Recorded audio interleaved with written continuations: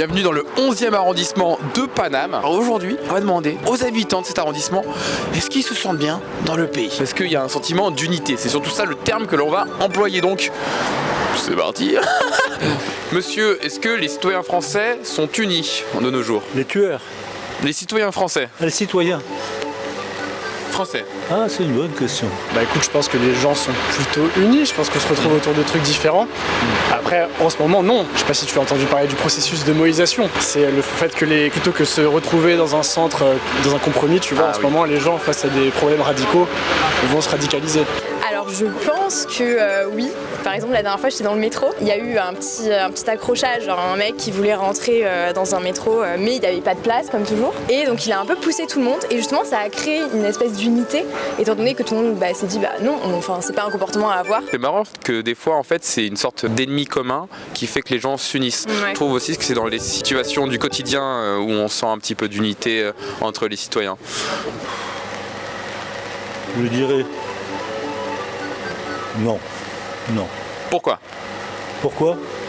Parce qu'ils n'ont jamais été unis et ils seront de moins, en tout cas ils le sont de moins en moins. Même s'ils l'ont été, ils le sont de moins en moins. Du coup, je pense que non, en termes d'idées, les gens en ce moment se radicalisent, mais pas dans le mauvais sens du terme, tu vois, dans le sens où on va chercher des trucs un peu plus.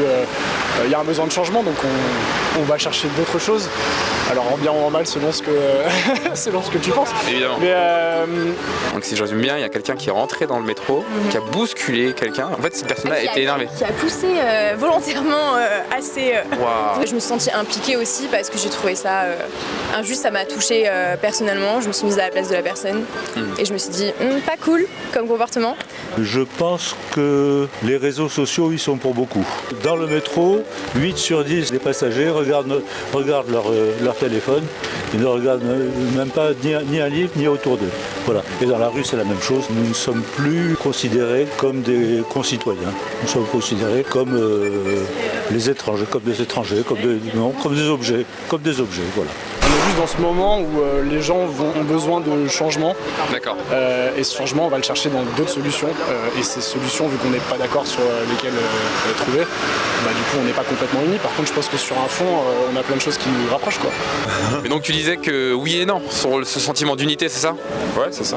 Oui et non, on est tous divisés, on n'est pas tous les mêmes. Après, il faut de tout pour faire un monde. Il faut des cons, il faut des intelligents, il faut des éboueurs, il faut des présidents, il faut de tout pour faire un monde. D'accord. Sinon, on n'existerait pas.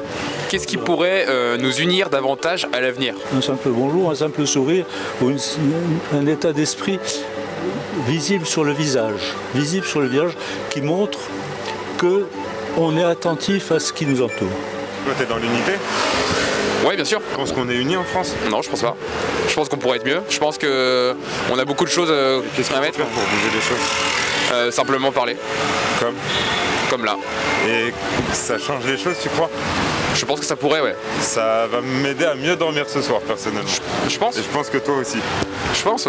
Mais c'est pas toi qui fais l'interview, espèce de fou là. Qu'est-ce qui se passe là? J'ai été assez clair. Très clair. Je vous remercie, c'était magnifique. Comment est-ce que vous appelez, cher monsieur? Francis. Je vous serre la main, Francis. Et je vous souhaite une bonne journée.